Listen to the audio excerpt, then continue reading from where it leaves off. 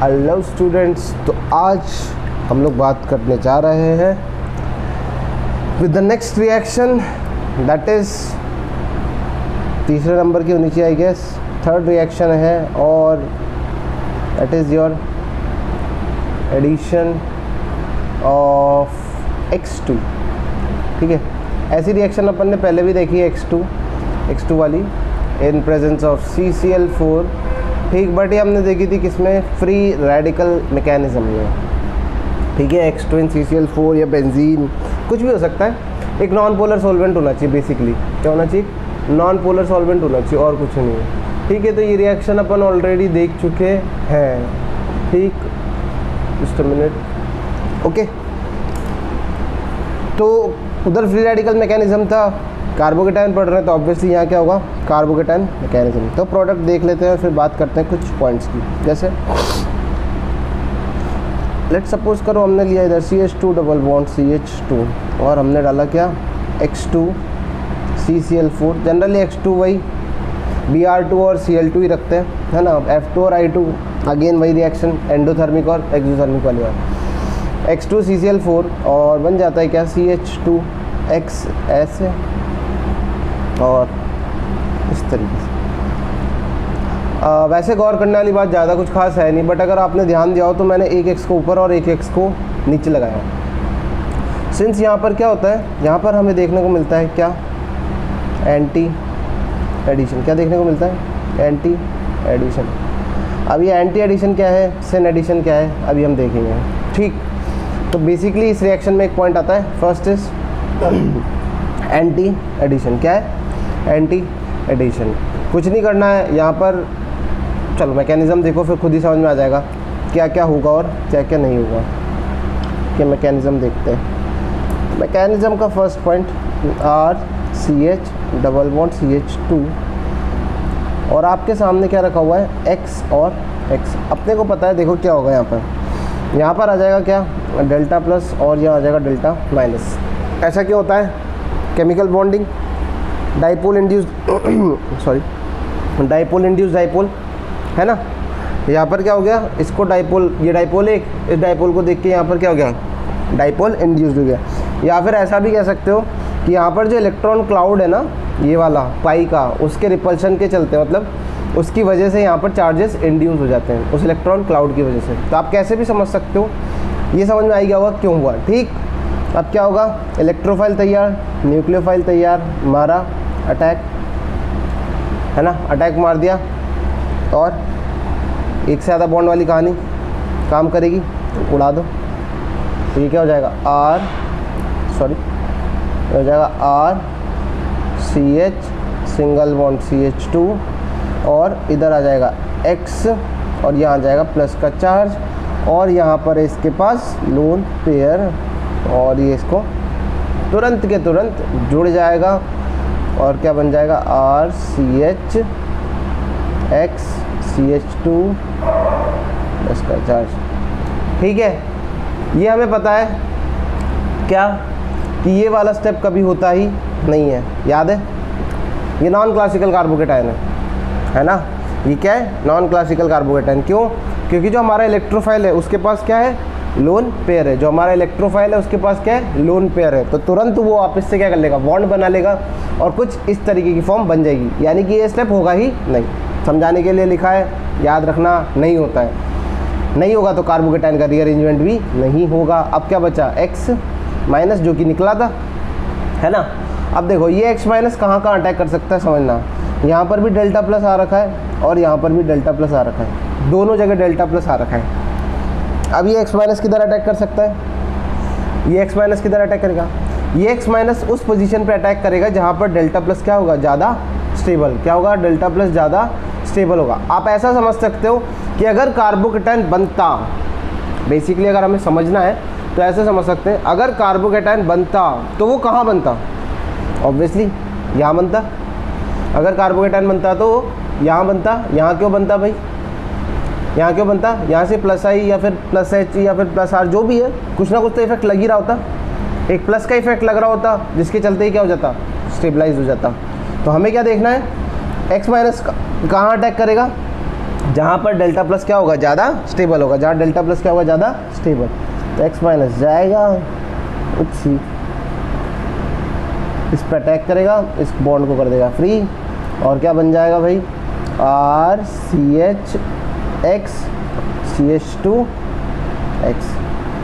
अब ये anti addition लिखा था, ये एंटी एडिशन लिखा था, कुछ समझ गए होगे क्या हुआ। देखो हुआ क्या, यहाँ पर रास्ता ब्लॉक हो गया, जो x माइनस है उसको अपोजिट साइड से अटैक करना पड़ा। अब वो चाहे इस कार्बन पे करता चाहे इस कार्बन पे करता, बट नीचे से ही करना पड़ता। ऊपर क्या हुआ, ऊपर एक रिंग बन गई, क्या हो गई, रिंग बन गई। रिंग बनने की वजह से साइड क्या हो गई, ब्लॉक हो गई। देखो ऐसे समझ सकते हैं, थोड़ा सा कोशिश करते हैं। जैसे ये है, इस तरीके का बन गया, और ऊपर से अब क्या है, x माइनस नहीं आ सकता।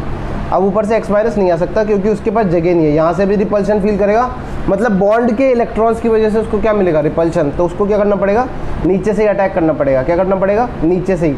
तो एंटी क्यों बोला, क्यों, क्योंकि इस x के अपोजिट साइड से उसने अटैक करा।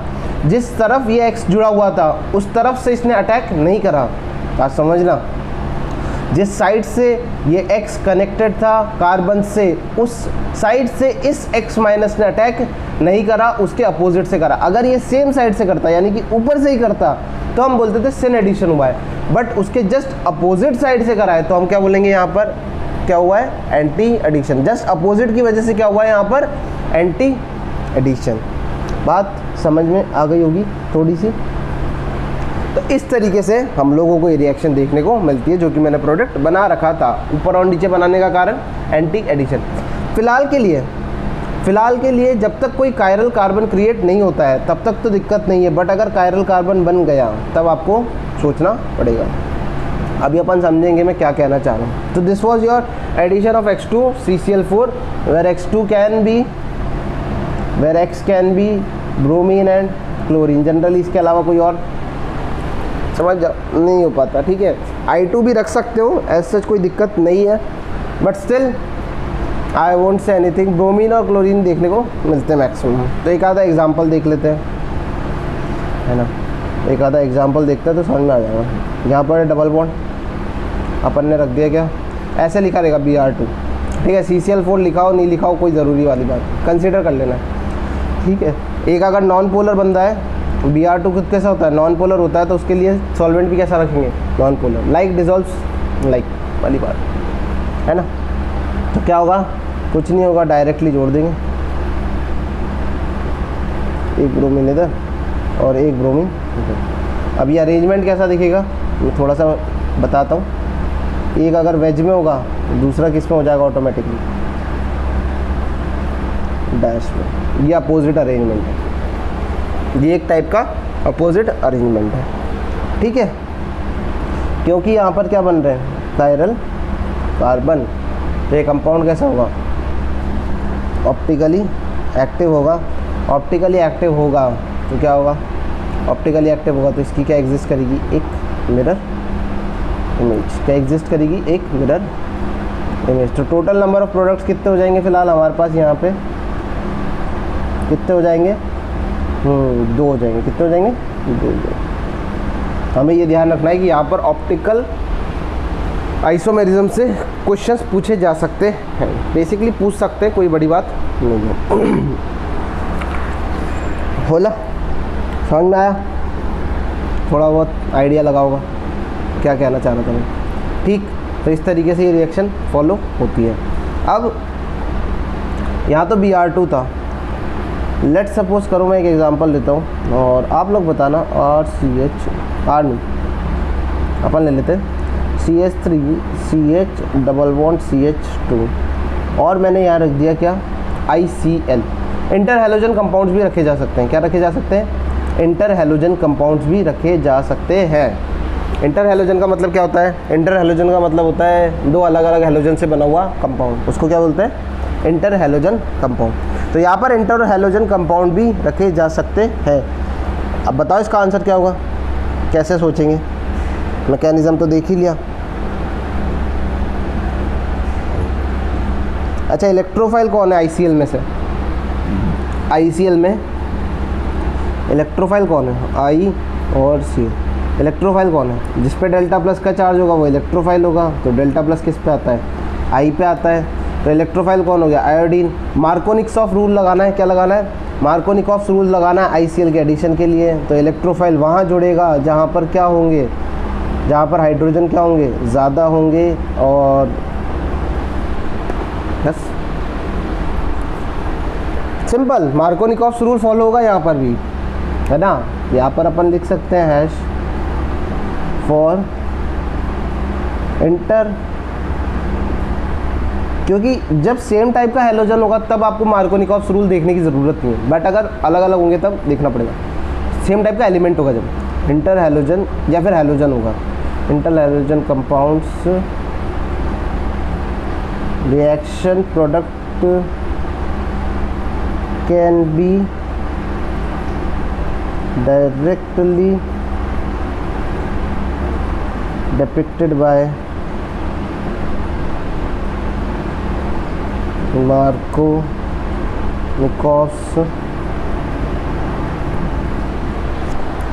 मार्कोनिकॉफ्स एडिशन रूल या फिर मार्कोनिकॉफ्स रूल, ठीक है।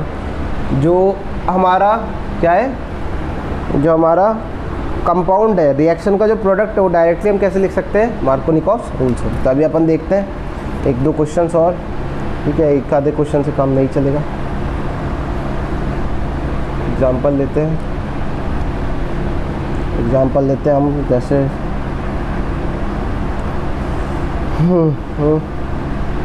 एग्जाम्पल लेते हैं, ये लो।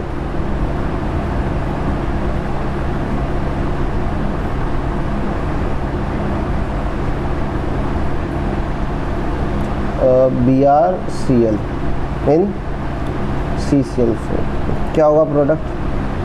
वीडियो पॉज करो, जल्दी देखो क्या होगा प्रोडक्ट।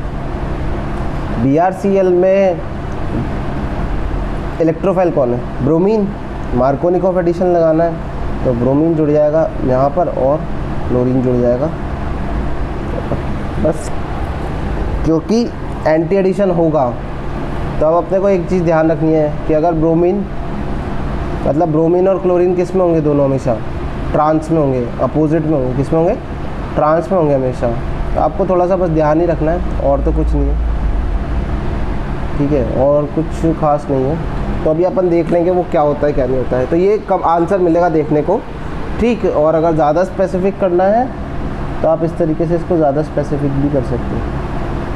एक हो जाएगा ये, और एक हो जाएगा ये, और साथ ही साथ में एक क्या हो जाएगा, एक प्रोडक्ट हमें ये भी देखने को मिलेगा।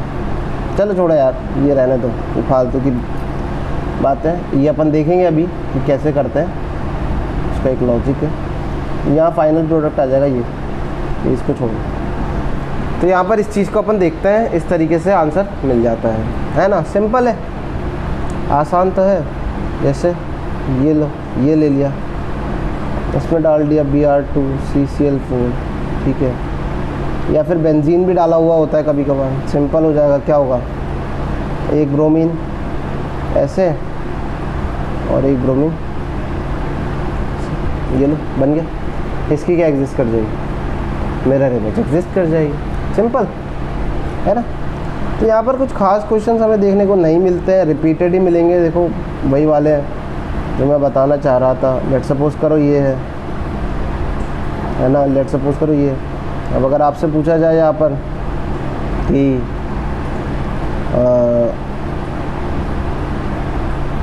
वही ले लेता है अपन ने लिया था ना ICl, जैसे ICl है, ICl in presence of CCl4, क्या होगा आंसर? तो बता दो बस, आंसर क्या होगा? एक इधर और बताओ मार्कोनिकॉफ रूल। अब मार्कोनिकॉफ रूल तो फॉलो नहीं हो पाएगा, तो अब देखेंगे डेल्टा प्लस की स्टेबिलिटी। आई पे तो अटैक होगा ही सर, इनिशियली आई पे अटैक होगा और वो 3 मेंबर की रिंग बन जाएगी, ठीक है, 3 मेंबर की रिंग बन जाएगी। बट उसके बाद कहाँ पर अटैक होगा? उसके बाद Cl आएगा यहाँ, और हाइड्रोजन यहाँ पर आ जाएगा। सही, सिंपल है, नोट करने वाली बात। Since no carbocation is formed in this reaction या फिर in this type of reaction, therefore क्या रीअरेंजमेंट इज नॉट पॉसिबल। तो यहाँ पर आप मार्कोनिकॉफ्स रूल बेझिझक लगा सकते हो, बिना डरे लगा सकते हो, क्योंकि अपने को पता है कि भाई क्या कार्बोकेटायन बनेगा ही नहीं, तो रीअरेंजमेंट का कोई चांस है ही नहीं, तो टेंशन ही नहीं लेने का ना। रीअरेंजमेंट होता है तब थोड़ा सोचना पड़ता है, अगर रीअरेंजमेंट नहीं हो रहा तो सोचने का ही नहीं। सही सही। चलो अब अपन देखते हैं, एक कंपाउंड होता है, उसकी रिएक्शन है formation of halohydrin. Formation of halohydrin.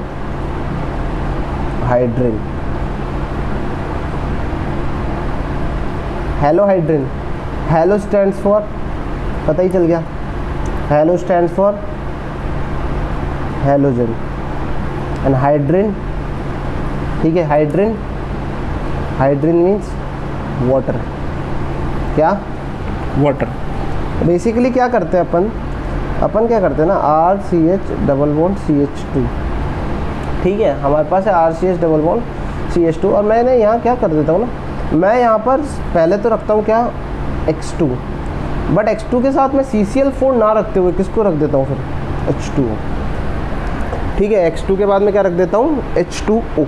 CCl4 नहीं रखा मैंने इस बार, ठीक है, CCl4 नहीं रखा मैंने, X2 के साथ क्या रख दिया, H2O रख दिया।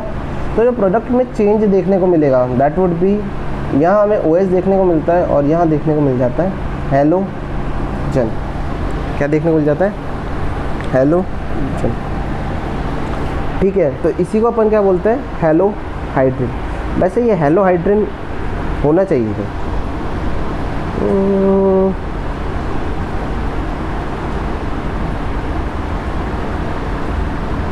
I am little bit confused.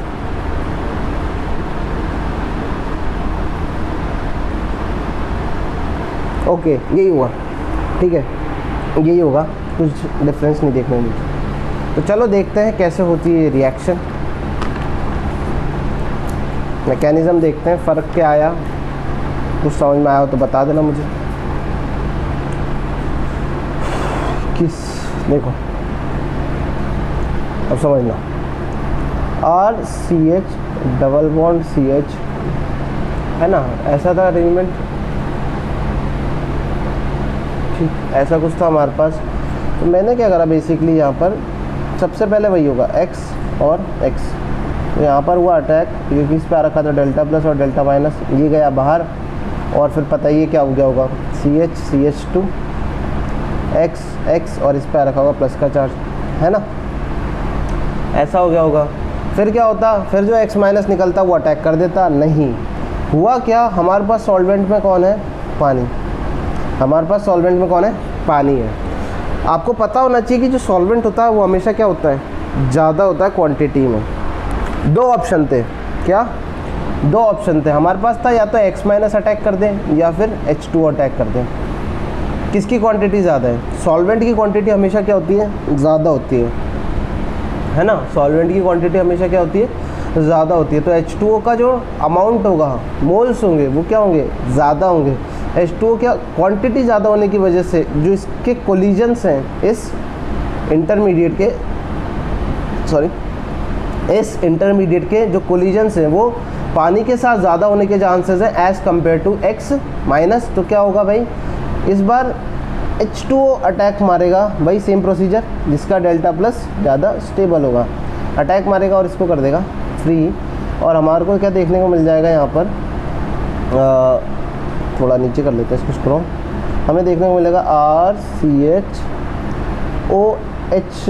और H प्लस CH2X। ऐसा क्यों लिखा है मैंने, क्योंकि जो X माइनस बाहर घूम रहा था वो क्या करेगा, यहाँ से इसको घसीट लेगा और क्या बन जाएगा, RCHOH और CH2X प्लस HX, क्या हो जाएगा, HX, ठीक।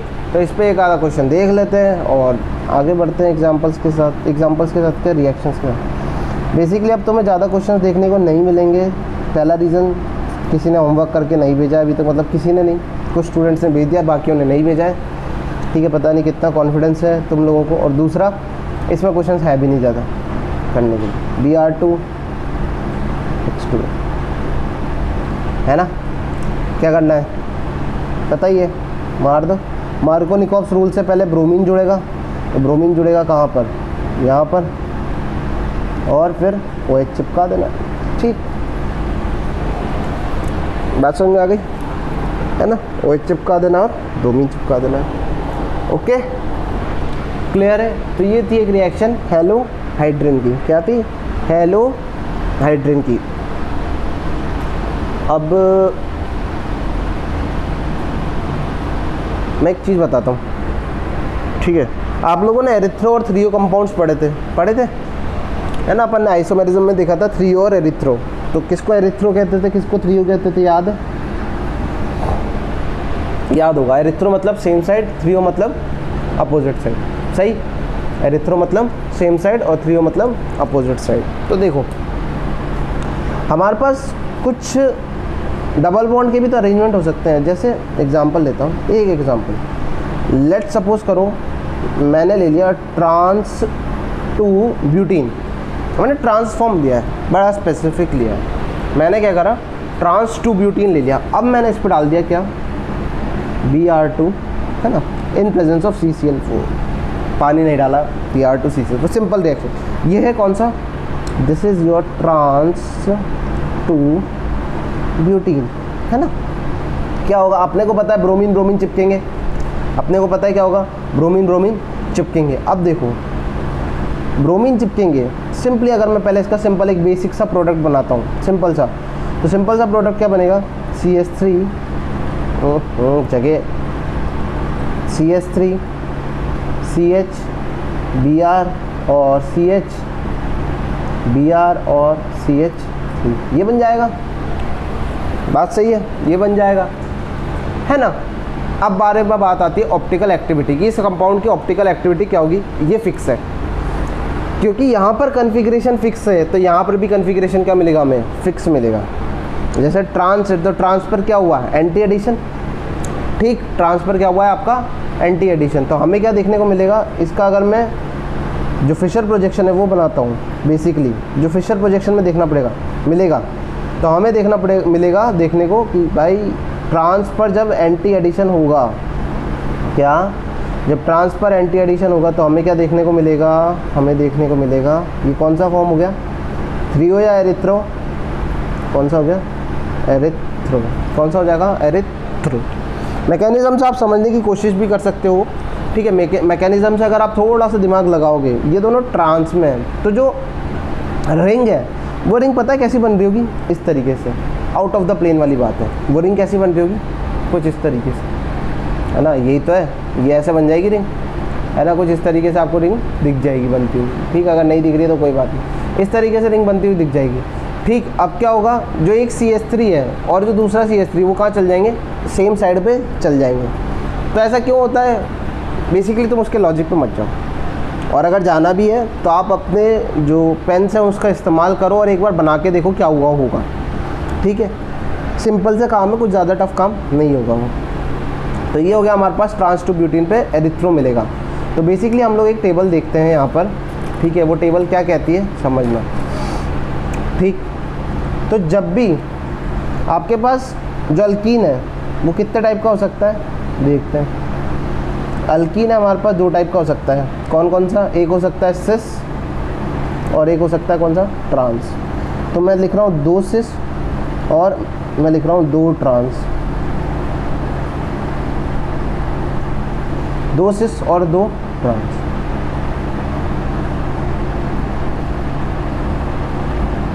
ठीक, और उस पर मैं एडिशन का टाइप देखूंगा, किस टाइप का एडिशन कराएंगे, और फिर फाइनल प्रोडक्ट देखेंगे। बड़ा आसानी से इसको समझ पाओगे आप, ठीक। तो एडिशन और प्रोडक्ट के बारे में बताएंगे कि उसकी स्टीरियो केमिस्ट्री क्या हो रही होगी, ठीक। तो सिस पर सिन एडिशन, सिन मतलब क्या होता है भाई, सिन मतलब सेम साइड से, ठीक है। अभी तक अपन ने ऐसी कोई रिएक्शन नहीं पढ़ी है जिसमें सेम साइड से अटैक हो रहा हो, बट फिलहाल के लिए आप याद रख लो, सिन मतलब सेम साइड से, मतलब दोनों जो ग्रुप्स आएंगे वो सेम साइड से जुड़ेंगे। सिन पे सिस पर सिन एडिशन, तो प्रोडक्ट क्या मिलेगा हमें, एरिथ्रो, अभी समझते कैसे, कैसे मतलब इसको याद रखना है। सिस पर एंटी एडिशन तो 3O, ट्रांसफर एंटी एडिशन तो ऑब्वियसली क्या 3O, plus plus plus minus, है ना। एरिथ्रो ट्रांसफर एंटी एडिशन तो एरिथ्रो, और ट्रांसफर सिन एडिशन तो 3O, है ना। 3O अपोजिट साइड ही होता है ना, एरिथ्रो सेम साइड होता है, हाँ, है ना। अगर गलती हो गई है तो बता देना मुझे कि एरिथ्रो और 3O, थोड़ा मेरे को कंफ्यूज हो चुका हूँ। अब समझना कैसे है। मैं मान लेता हूँ सिस को, क्या मान लेता हूँ मैं, सिस को मैं मान लेता हूँ क्या, प्लस है। सिस क्या है, प्लस। सिस का मतलब भी क्या होता है, सिस का मतलब भी क्या होता है, सेम साइड, ठीक है। तो अपन मान लेते हैं, अपन मानते क्या, अपन मान लेते हैं सेम साइड को मैं बोल देता हूँ प्लस, और अपोजिट साइड को मैं क्या बोल देता हूँ, समझ ही गए होगे, समझदार हो, माइनस। तो देखो सिस भी सेम साइड, सिन भी same side, plus into plus gives erythro, और एरिथ्रो का मतलब भी क्या होता है, सेम साइड। दोनों ग्रुप्स क्या होते हैं, एक ही तरफ होते हैं, यही तो होता है ना, यही तो होता है। तो plus into plus gives you what, plus. सही बात है। प्लस को जब प्लस से मल्टीप्लाई करोगे तो क्या मिलेगा, प्लस। तो हमें पता है कि सिस भी क्या होता है, सेम साइड, सिन भी क्या होता है, सेम साइड, और एरिथ्रो भी क्या होता है, सेम साइड। अब बाकी तो समझ ही गए होगा। Same side into opposite side, यानी कि plus into minus gives minus, यानी कि अपोजिट साइड, एरिथ्रो 3O, है ना। अरे आ गया होगा, इतना तो भेजे में, सही। Minus into minus equals two plus, minus into minus equals two plus. तो एरिथ्रो बोले तो फिर से बना देने का, फिर से बना देने का, ये ले बना दिया बेड़ू, ये ले। और फिर minus into plus gives you what, minus, that is your 3O। ये लो, अबे हाँ के ना, समझ में आ गया ना वीडियो लोग, समझ में आ गया होगा। तो अभी अपन ने क्या देखा है, अभी अपन ने सिर्फ एंटी एडिशन पढ़ा है, सिन एडिशन का कोई केस नहीं पढ़ा है, सिन एडिशन की कोई रिएक्शन नहीं पढ़ी है, प्लस इंटू माइनस, है ना। अभी तक हमने सिन एडिशन की कोई रिएक्शन नहीं पढ़ी है, आगे जाके पढ़ेंगे। फिलहाल के लिए इतनी बात मेरी थोड़ी समझ में आ गई होगी, आई गेस समझ में आ गई होगी कि मैं क्या कहना चाह रहा था, है ना। अब एक क्वेश्चन देख लेते हैं, बढ़िया झकास वाला क्वेश्चन देख लेते हैं। झकास वाला क्वेश्चन है आपके पास, एकदम बिल्कुल झकास। ये ले लिया मैंने, इस पर डाल दिया मैंने Br2 CCl4, जो प्रोडक्ट मिला है उसके बारे में बताना है। तो प्रोडक्ट मिला ना वीडियो लोग, प्रोडक्ट मिलेगा उसके बारे में बताना है। तो क्या होगा सीन ये क्या है, सिस एडिशन कौन सा है, एंटी सिस पर एंटी एडिशन। कंपाउंड कैसा दिखा, आपको डायरेक्ट हमेशा क्या बनानी रहेगी यहाँ पर, फिशर प्रोजेक्शन। क्या बनाना रहेगा, फिशर प्रोजेक्शन। तो ये हो जाएगा HCH3 और CH3, सही। क्योंकि ये कंपाउंड क्या है, ऑप्टिकली एक्टिव है, तो इसके साथ इसकी क्या एग्जिस्ट करेगी, क्या एग्जिस्ट करेगी, मिरर इमेज एग्जिस्ट करेगी। क्या एग्जिस्ट करेगी बिडू, मिरर इमेज एग्जिस्ट करेगी, ठीक। तो यहाँ पर आप लिख सकते हो, ऐसा लिखा रहेगा जनरली, मिरर नहीं बना रहता, यहाँ लिखा रहता है प्लस EN, ठीक है। ये इथाइलिन डाइअमीन नहीं है, EN का मतलब एनांशोमर्स, ठीक है। बेसिकली EN का मतलब क्या होगा, एनांशोमर्स, क्या होगा, एनांशोमर्स, सही। बात समझ में आ गई होगी, ठीक है, सही। चलो अब अपन आगे बढ़ते हैं नेक्स्ट रिएक्शन पे, that is your dehydration of alcohol. बहुत इंपॉर्टेंट है ये भी, डिहाइड्रेशन ऑफ एल्कोहल, ठीक है। क्या है, डिहाइड्रेशन ऑफ एल्कोहल। एल्कोहल का क्या करना है, डिहाइड्रेशन। डिहाइड्रेशन मतलब H2O को निकालना। बेसिकली डिहाइड्रेशन का मतलब क्या होता है, पानी निकाल देना। कैसे होता है समझते हैं, आइए देखते हैं, लेट्स प्रोसीड। तो पहले एक लाइन की रिएक्शन और फिर देखते हैं। तो हम लेते हैं RCHOH और CH2CH3, RCHOH CH3 है ना, और साथ में क्या रख देते हैं, कॉन्सनट्रेटेड H2SO4। ये क्या रख देते हैं अपन, एक basically this is a dehydrating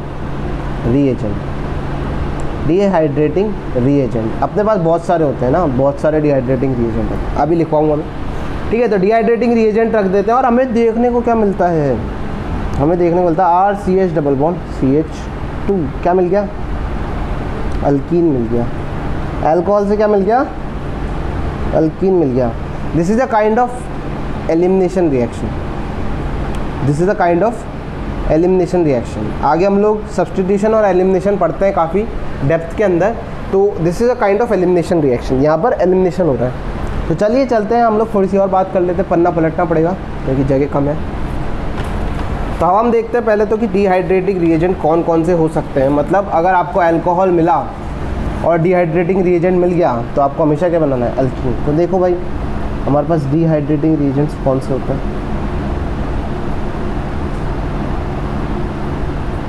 सबसे पहला तो होता है कॉन्सनट्रेटेड H2SO4, इसके अलावा होता है हमारे पास कॉन्सनट्रेटेड H3PO4, इसके अलावा हम ले लेते हैं Al2O3, this is also dehydrating reagent. And इसके अलावा हम लोग लेते हैं P4O10 होता है शायद, है ना, P4O10।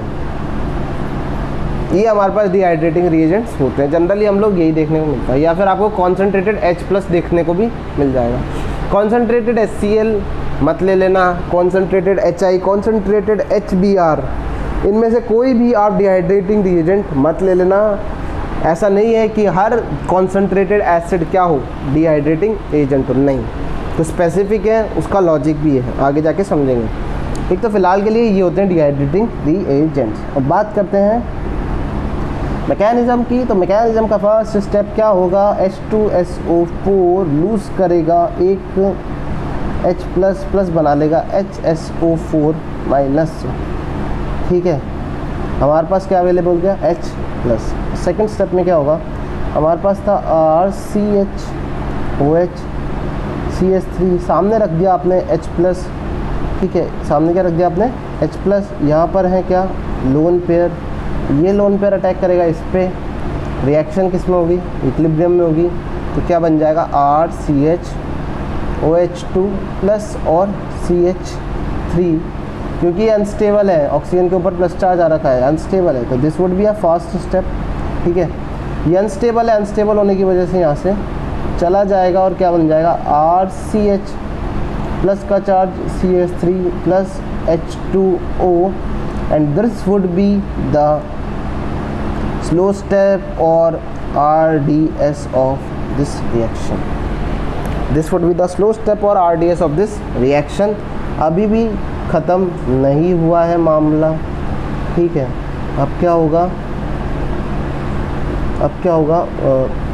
यहाँ पर CH2 और यहाँ H, हमारे पास कौन आएगा, यहाँ से आएगा HSO4-, और ये इसको खींच के ले जाएगा, साथ ही साथ में इस बॉन्ड को किस में कन्वर्ट कर देगा, पाई में, क्योंकि कार्बन और हाइड्रोजन में ज़्यादा इलेक्ट्रोनेगेटिव कौन है, ऑब्वियसली कौन है, कार्बन है। तो यहाँ पर ये इलेक्ट्रॉन्स किस में कन्वर्ट हो जाएंगे, फाइनली पाई में, RCH double bond CH।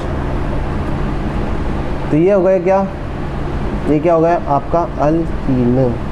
This would be also fast step, ठीक।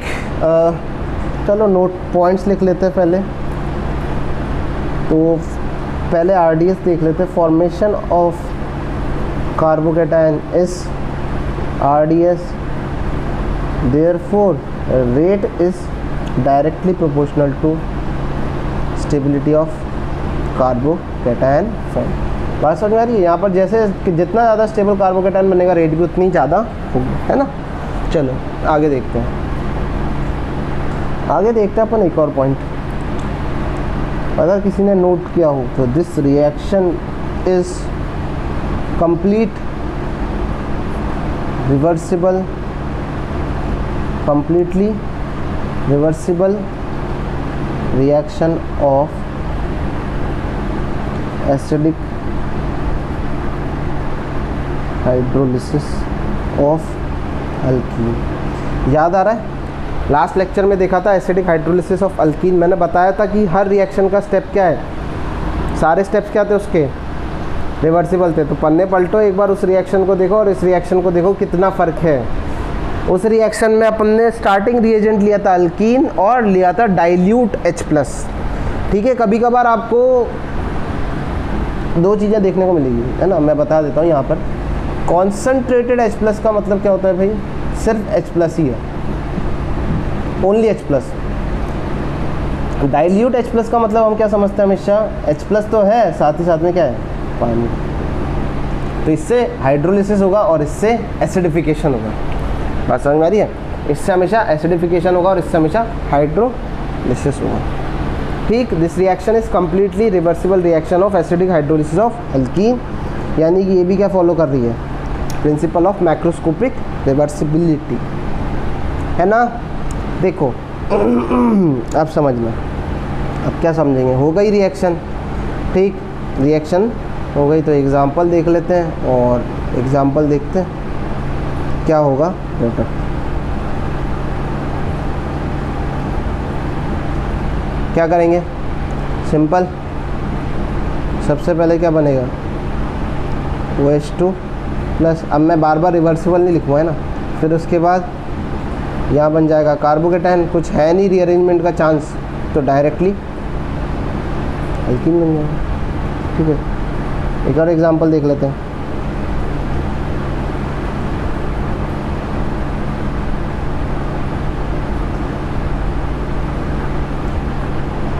Same concentrated H+। ओप्स, आपको दिखा नहीं होगा, चलो मैं पन्ना अपलोड करता हूँ।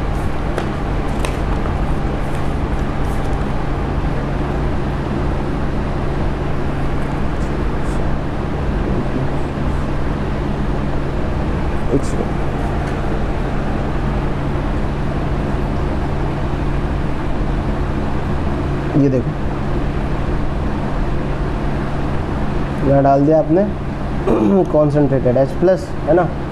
बताना है क्या प्रोडक्ट होगा, तो सबसे पहले OH2 प्लस हटा रहा हूँ, सीधा कार्बोकेटाइन बना रहा हूँ। ठीक है, अब बार बार वो काम नहीं करूँगा, सीधा बनाया कार्बोकेटाइन। यहाँ पर चांस है रीअरेंजमेंट का, तो यहाँ क्या होने वाली है, रिंग एक्सपेंशन होगा, रिंग एक्सपेंशन होके कुछ इस तरीके की सिचुएशन आ जाएगी। फिर यहाँ पर भी क्या हो जाएगा, 1 2 H- शिफ्ट, है ना। और फिर उसके बाद बेसिकली आ जाएगा आपका कार्बोकेटाइन यहाँ पर। और अब देखो यहाँ पर है चांस, क्या चांस है, चांस है आपके पास अल्कीन बनाने का, कितनी तरफ से आप अल्कीन बना सकते हो। अब देखो, आप चाहते तो डबल बॉन्ड यहाँ भी लगा सकते थे, आप चाहते तो डबल बॉन्ड यहाँ पर भी लगा सकते थे। अब आपको देखना है कि ज़्यादा स्टेबल अल्कीन कौन सा है, यानी कि कौन सा बनेगा, वो डिपेंड करेगा किस पे, अल्फ़ा हाइड्रोजन पे, यानी कि स्टेबिलिटी ऑफ अल्कीन पे। तो यहाँ पर अगर मैं अल्फ़ा एस देखता हूँ तो कितने आएंगे, 2 और 2 4 और 3 7। क्योंकि यहाँ अल्फ़ा एस देखता हूँ तो आएंगे 4, 2 और 2 4। ठीक, तो ये वाला नहीं बनाऊँगा, सिर्फ कौन सा बनाऊँगा, ये वाला। इसको क्या बोलते हैं, एलिमिनेशन के अंदर इसको बोला जाता है सेट-ज़ेफ प्रोडक्ट। क्या बोलते हैं, सेट-ज़ेफ प्रोडक्ट। और इसका मतलब क्या होता है, मोर substituted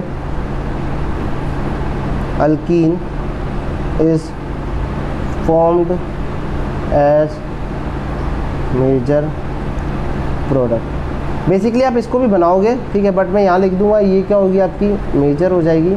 और आप इसको भी बना लो, ठीक है, गलत नहीं है, ये भी बनाना तो पड़ेगा। और ये क्या हो जाएगी आपकी बिल्कुल माइनर, क्या हो जाएगा ये माइनर। ठीक है, more substituted alkene is formed as major product. यहाँ तक पॉइंट समझ में आ गया होगा क्या कहना चाह रहा था, more substituted alkene is formed as major product. चलो अगला क्वेश्चन देखते हैं, compare rate of dehydration of alcohol, है ना, rate of dehydration of alcohol. तो ये पार्ट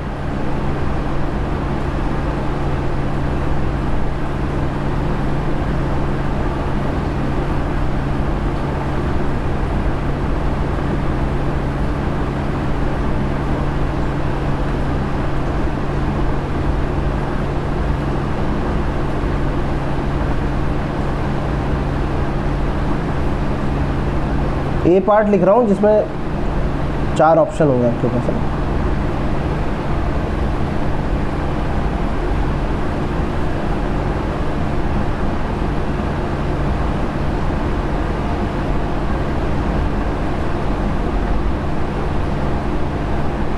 ये लो,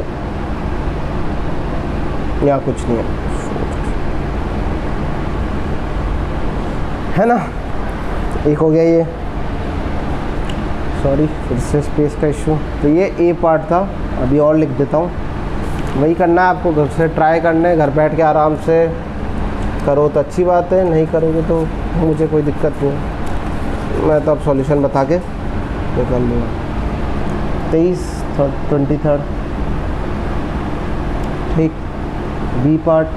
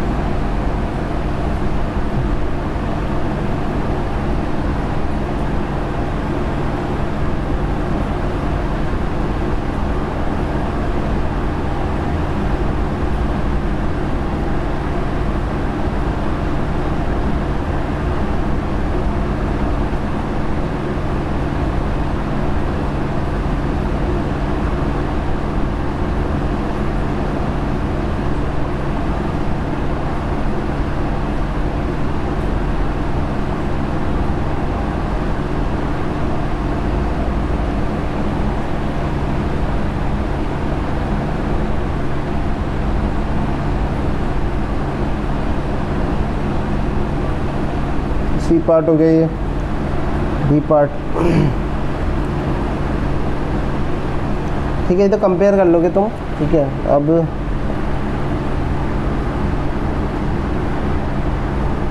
फाइंड प्रोडक्ट ऑफ रिएक्शन, आपको रिएक्शन का प्रोडक्ट बताना है, ठीक है। आपको रिएक्शन का प्रोडक्ट बनाना, तो फर्स्ट रिएक्शन हो जाएगी आपके पास, सिंपली हम लोग ले लेते हैं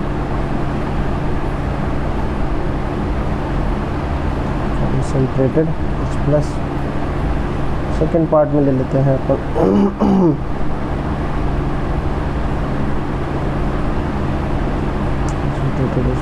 ठीक है, सेम ही रिएजेंट रहेगा, तो डिफरेंस तो मैं कुछ क्रिएट नहीं होगा।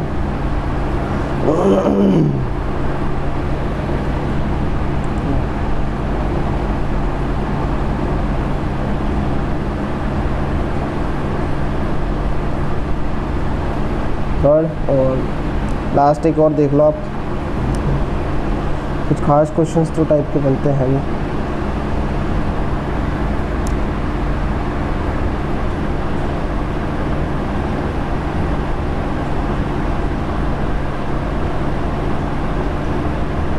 ओके, तो ये क्वेश्चन करने आप समझ ही गए होंगे, रिपीटेड ही आते हैं। सिर्फ इसमें क्या चेक करना है, कार्बोकेटाइन का रीअरेंजमेंट तो नहीं होता। 7 नंबर की रहेंगे 4th प्रॉब्लम, ठीक। तो यहाँ तक आप लोगों को करना है कंप्लीट, और अब अपन मिलेंगे नेक्स्ट लेक्चर में कुछ और रिएक्शंस के साथ, जहाँ पर हम लोग कार्बोकेटाइन के साथ डील करेंगे, है ना। और ये कर लेना, हो सके तो PDF मुझे ज़रूर भेज देना। कुछ फालतू के क्वेश्चन है तो सिंपल से, नहीं भेजते हो तो कोई दिक्कत नहीं, मैं डिस्कस कर दूँगा। Okay, bye.